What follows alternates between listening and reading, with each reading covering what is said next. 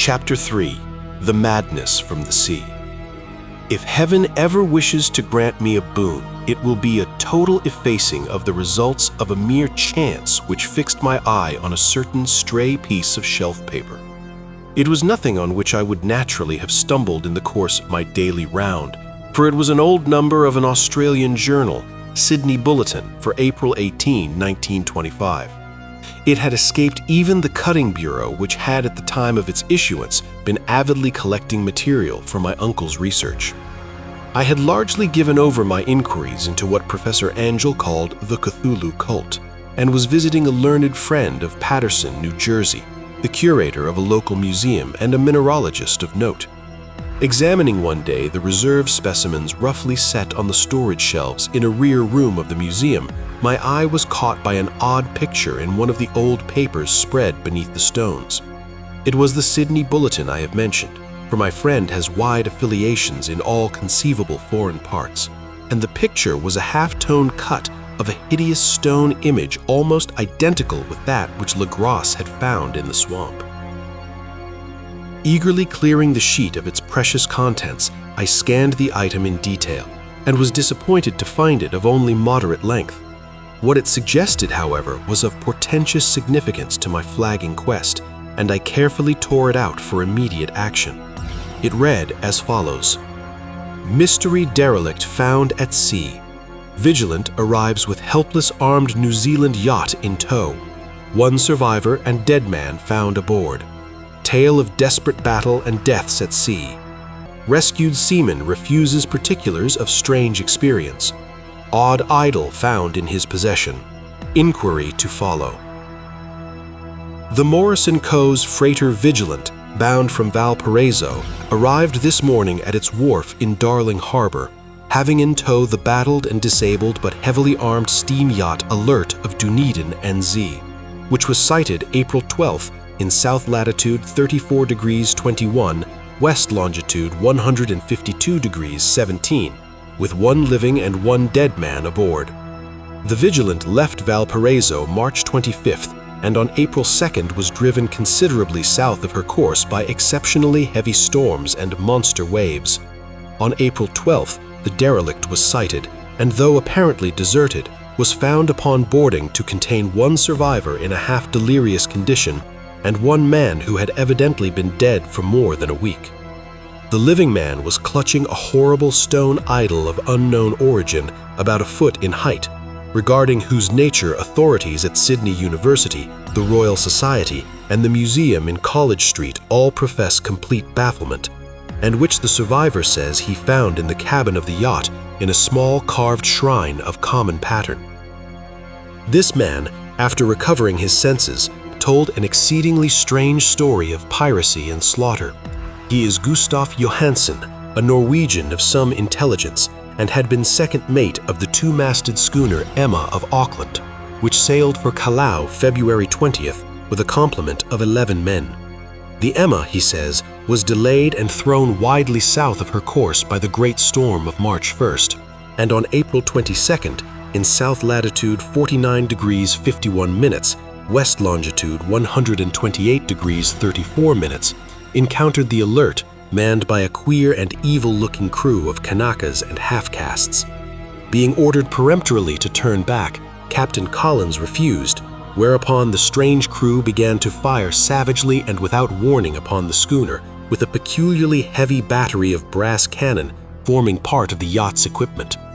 The Emma's men showed fight, says the survivor, and though the schooner began to sink from shots beneath the waterline, they managed to heave alongside their enemy and board her, grappling with the savage crew on the yacht's deck, and being forced to kill them all, the number being slightly superior because of their particularly abhorrent and desperate, though rather clumsy mode of fighting.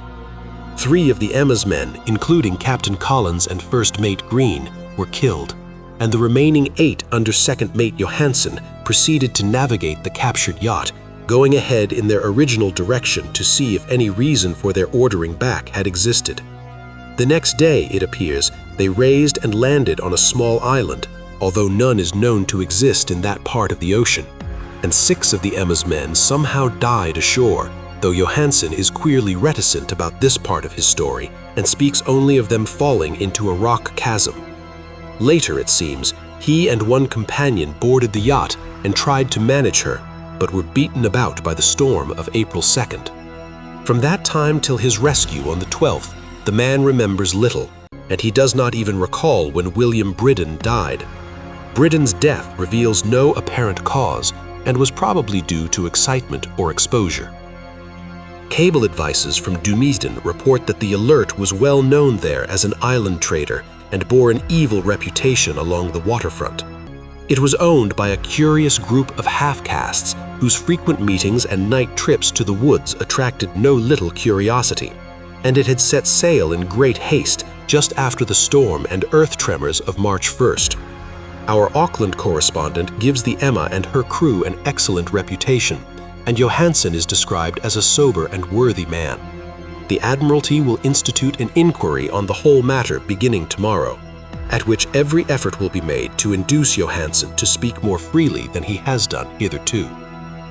This was all, together with the picture of the hellish image, but what a train of ideas it started in my mind. Here were new treasuries of data on the Cthulhu cult, and evidence that it had strange interests at sea as well as on land. What motive prompted the hybrid crew to order back the Emma as they sailed about with their hideous idol?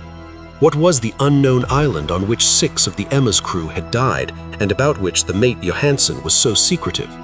What had the Vice Admiralty's investigation brought out, and what was known of the noxious cult in Dunedin? And most marvelous of all, what deep and more than natural linkage of dates was this that gave a malign and now undeniable significance to the various turns of events so carefully noted by my uncle? March 1st, our February 28th, according to the international dateline, the earthquake and storm had come. From Dunedin, the Alert and her noisome crew had darted eagerly forth as if imperiously summoned, and on the other side of the earth, poets and artists had begun to dream of a strange, dank cyclopean city, whilst a young sculptor had molded in his sleep the form of the dreaded Cthulhu. March 23rd, the Emma's crew landed on an unknown island and left 6 men dead, and on that date, dreams of sensitive men assumed a heightened vividness and darkened with dread of a giant monster's malign pursuit, whilst an architect had gone mad and a sculptor had lapsed suddenly into delirium. And what of this storm of April 2nd, the date on which all dreams of the dank city ceased and Wilcox emerged unharmed from the bondage of strange fever? What of all this, and of those hints of old Castro about the sunken star-born old ones and their coming reign, their faithful cult, and their mastery of dreams? Was I tottering on the brink of cosmic horrors beyond man's power to bear? If so, they must be horrors of the mind alone, for in some way the 2nd of April put a stop to whatever monstrous menace had begun its siege of mankind's soul. That evening, after a day of hurried cabling and arranging, I bade my host adieu and took a train for San Francisco. In less than a month, I was in Dunedin, where, however, I found that little was known of the strange cult members who had lingered in the old sea taverns. Waterfront scum was far too common for special mention, though there was vague talk about one inland trip these mongrels had made, during which faint drumming and red flame were noted on the distant hills. In Auckland, I learned that Johansen had returned with yellow hair turned white after a perfunctory and inconclusive questioning at Sydney, and had thereafter sold his cottage in West Street and sailed with his wife to his old home in Oslo. Of his stirring experience, he would tell his friends no more than he had told the Admiralty officials, and all they could do was to give me his Oslo address. After that, I went to Sydney and talked profitlessly with seamen and members of the Vice Admiralty Court. I saw the Alert, now sold and in commercial use, at Circular Quay in Sydney Cove, but gained nothing from its non-committal bulk. The crouching image with its cuttlefish head, dragon body, scaly wings, and hieroglyphed pedestal was preserved in the museum at Hyde Park, and I studied it long and well, finding it a thing of balefully exquisite workmanship, and with the same utter mystery, terrible antiquity, and unearthly strangeness of material which I had noted in Legras's smaller specimen. Geologists, the curator told me, had found it a monstrous puzzle, for they vowed that the world held no rock like it. Then I thought with a shudder of what old Castro had told Legros about the primal great ones. They had come from the stars and had brought their images with them. Shaken with such a mental revolution as I had never before known, I now resolved to visit mate Johansen in Oslo. Sailing for London, I re-embarked at once for the Norwegian capital, and one autumn day landed at the trim wharves in the shadow of the Egeberg. Johansen's address, I discovered, lay in the old town of King Harald Hardrada, which kept alive the name of Oslo during all the centuries that the greater city masqueraded as Christiania. I made the brief trip by taxicab and knocked with palpitant heart at the door of a neat and ancient building with plastered front. A sad-faced woman in black answered my summons, and I was stung with disappointment when she told me in halting English that Gustaf Johansen was no more. He had not long survived his return, said his wife, for the doings at sea in 1925 had broken him. He had told her no more than he had told the public, but had left a long manuscript of technical matters, as he said, written in English, evidently in order to safeguard her from the peril of casual perusal. During a walk through a narrow lane near the Gothenburg dock, a bundle of papers falling from an attic window knocked him down. 2 Lascar sailors at once helped him to his feet, but before the ambulance could reach him, he was dead. Physicians found no adequate cause for the end and laid it to heart trouble and a weakened constitution. I now felt gnawing at my vitals that dark terror which will never leave me till I too am at rest, accidentally or otherwise. Persuading the widow that my connection with her husband's technical matters was sufficient to entitle me to his manuscript, I bore the document away and began to read it on the London boat. It was a simple, rambling thing, a naive sailor's effort at a post facto diary, and strove to recall day by day that last awful voyage. I cannot attempt to transcribe it verbatim in all its cloudiness and redundance, but I will tell its gist enough to show why the sound of the water against the vessel's sides became so unendurable to me that I stopped my ears with cotton. Johansen, thank God, did not know quite all, even though he saw the city and the thing, but I shall never sleep calmly again when I think of the horrors that lurk ceaselessly behind life in time and in space, and of those unhallowed blasphemies from elder stars which dream beneath the sea, known and favored by a nightmare cult, ready and eager to loose them on the world whenever another earthquake shall heave their monstrous stone city again to the sun and air. Johansen's voyage began just as he told it to the Vice Admiralty. The Emma, in ballast, had cleared Auckland on February 20th and had felt the full force of that earthquake-born tempest which must have heaved up from the sea bottom the horrors that filled men's dreams. Once more under control, the ship was making good progress when held up by the Alert on March 22nd, and I could feel the mate's regret as he wrote of her bombardment and sinking. Of the swarthy cult fiends on the Alert, he speaks with significant horror. There was some peculiarly abominable quality about them which made their destruction seem almost a duty, and Johansen shows ingenuous wonder at the charge of ruthlessness brought against his party during the proceedings of the Court of Inquiry.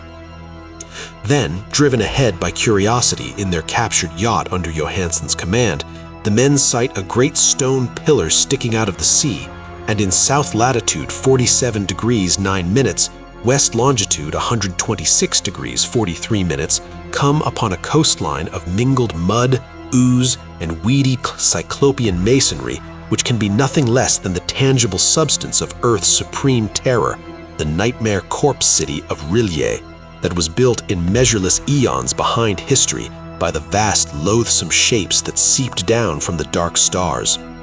There lay great Cthulhu and his hordes, hidden in green, slimy vaults, and sending out at last, after cycles incalculable, the thoughts that spread fear to the dreams of the sensitive and called imperiously to the faithful to come on a pilgrimage of liberation and restoration. All this Johansen did not suspect, but God knows he soon saw enough. I suppose that only a single mountaintop, the hideous monolith-crowned citadel whereon great Cthulhu was buried, actually emerged from the waters. When I think of the extent of all that might be brooding down there, I almost wish to kill myself forthwith. Johansen and his men were awed by the cosmic majesty of this dripping Babylon of elder demons, and must have guessed without guidance that it was nothing of this or any sane planet. Awe at the unbelievable size of the greenish stone blocks, at the dizzying height of the great carven monolith, and at the stupefying identity of the colossal statues and bas-reliefs with the queer image found in the shrine on the alert, is poignantly visible in every line of the mate's frightened description. Without knowing what futurism is like, Johansen achieved something very close to it when he spoke of the city, for instead of describing any definite structure or building, he dwells only on the broad impressions of vast angles and stone surfaces, surfaces too great to belong to anything right or proper for this earth, and impious with horrible images and hieroglyphs. I mention his talk about angles because it suggests something Wilcox had told me of his awful dreams. He had said that the geometry of the dream place he saw was abnormal, non-Euclidean, and loathsomely redolent of spheres and dimensions apart from ours. Now, an unlettered seaman felt the same thing whilst gazing at the terrible reality. Johansen and his men landed at a sloping mud bank on this monstrous acropolis and clambered slipperily up over Titan oozy blocks which could have been no mortal staircase.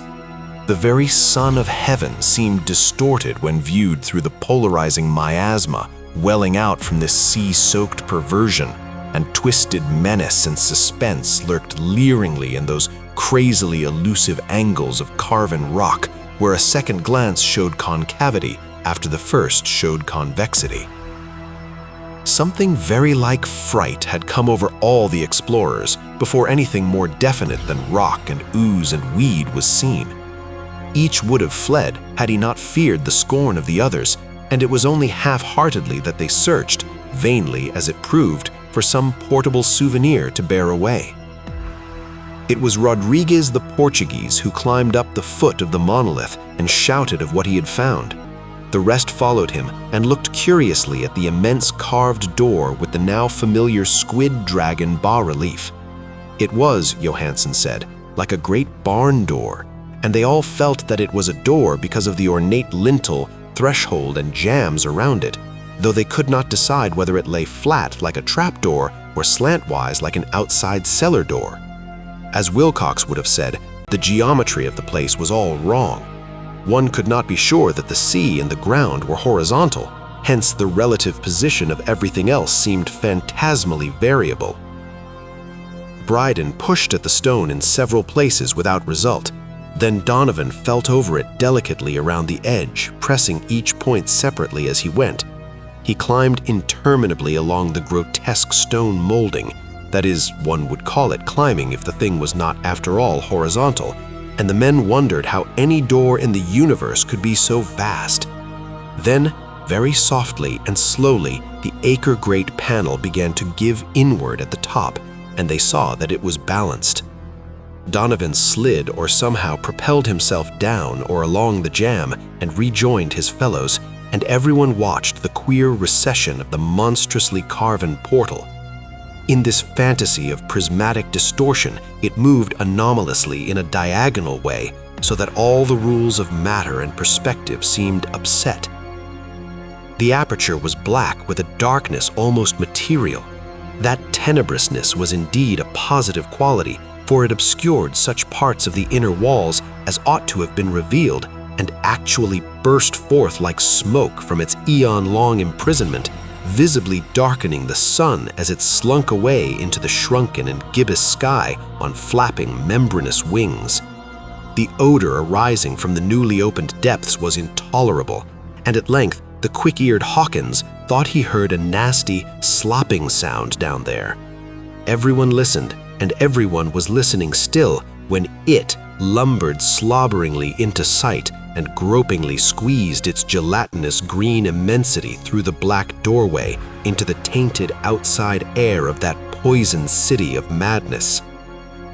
Poor Johansen's handwriting almost gave out when he wrote of this. Of the 6 men who never reached the ship, he thinks 2 perished of pure fright in that accursed instant. The thing cannot be described. There is no language for such abysms of shrieking and immemorial lunacy, such eldritch contradictions of all matter, force, and cosmic order. A mountain walked or stumbled. God, what wonder that across the earth a great architect went mad and poor Wilcox raved with fever in that telepathic instant. The thing of the idols, the green, sticky spawn of the stars, had awakened to claim his own. The stars were right again, and what an age-old cult had failed to do by design, a band of innocent sailors had done by accident. After vingillions of years, great Cthulhu was loose again and ravening for delight. 3 men were swept up by the flabby claws before anybody turned. God rest them, if there be any rest in the universe. They were Donovan, Guerrera, and Angstrom. Parker slipped as the other 3 were plunging frenziedly over endless vistas of green-crusted rock to the boat, and Johansson swears he was swallowed up by an angle of masonry which shouldn't have been there, an angle which was acute but behaved as if it were obtuse. So only Bryden and Johansson reached the boat and pulled desperately for the alert as the mountainous monstrosity flopped down the slimy stones and hesitated, floundering at the edge of the water. Steam had not been suffered to go down entirely despite the departure of all hands for the shore, and it was the work of only a few moments of feverish rushing up and down between wheels and engines to get the alert underway. Slowly, amidst the distorted horrors of that indescribable scene, she began to churn the lethal waters, whilst on masonry of that charnel shore that was not of earth, the tightened thing from the stars slavered and gibbered like Polypheme cursing the fleeing ship of Odysseus. Then, bolder than the storied Cyclops, great Cthulhu slid greasily into the water and began to pursue with vast wave-raising strokes of cosmic potency. Bryden looked back and went mad, laughing shrilly as he kept on laughing at intervals till death found him one night in the cabin whilst Johansson was wandering deliriously. But Johansson had not given out yet. Knowing that the thing could surely overtake the alert until steam was fully up, he resolved on a desperate chance and, setting the engine for full speed, ran lightning-like on deck and reversed the wheel. There was a mighty eddying and foaming in the noisome brine, and as the steam mounted higher and higher, the brave Norwegian drove his vessel head-on against the pursuing jelly which rose above the unclean froth like the stern of a demon galleon. The awful squid head with writhing feelers came nearly up to the bowsprit of the sturdy yacht, but Johansson drove on relentlessly. There was a bursting as of an exploding bladder, a slushy nastiness as of a cloven sunfish, a stench as of 1,000 opened graves, and a sound that the chronicler would not put on paper. For an instant, the ship was befouled by an acrid and blinding green cloud, and then there was only a venomous seething astern, where, God in heaven, the scattered plasticity of that nameless sky spawn was nebulously recombining in its hateful original form, whilst its distance widened every second as the alert gained impetus from its mounting steam. That was all. After that, Johansson only brooded over the idol in the cabin and attended to a few matters of food for himself and the laughing maniac by his side. He did not try to navigate after the first bold flight, for the reaction had taken something out of his soul. Then came the storm of April 2nd, and a gathering of the clouds about his consciousness. There is a sense of spectral whirling through liquid gulfs of infinity, of dizzying rides through reeling universes on a comet's tail, and of hysterical plunges from the pit to the moon and from the moon back again to the pit, all livened by a cachinnating chorus of the distorted, hilarious elder gods and the green, bat-winged mocking imps of Tartarus. Out of that dream came rescue. The Vigilant, the Vice-Admiralty Court, the streets of Dunedin, and the long voyage back home to the old house by the Eggberg. He could not tell. They would think him mad. He would write of what he knew before death came, but his wife must not guess. Death would be a boon if only it could blot out the memories. That was the document I read, and now I have placed it in the tin box beside the bas relief and the papers of Professor Angle. With it shall go this record of mine, this test of my own sanity, wherein is pieced together that which I hope may never be pieced together again. I have looked upon all that the universe has to hold of horror, and even the skies of spring and the flowers of summer must ever afterward be poison to me. But I do not think my life will be long. As my uncle went, as poor Johansen went, so I shall go. I know too much, and the cult still lives. Cthulhu still lives too, I suppose, again in that chasm of stone which has shielded him since the sun was young. His accursed city is sunken once more, for the Vigilant sailed over the spot after the April storm. But his ministers on earth still bellow and prance and slay around idol-capped monoliths in lonely places. He must have been trapped by the sinking whilst within his black abyss, or else the world would by now be screaming with fright and frenzy. Who knows the end? What has risen may sink, and what has sunk may rise. Loathsomeness waits and dreams in the deep, and decay spreads over the tottering cities of men. A time will come, but I must not and cannot think. Let me pray that if I do not survive this manuscript, my executors must put caution before audacity, and see that it meets no other eye.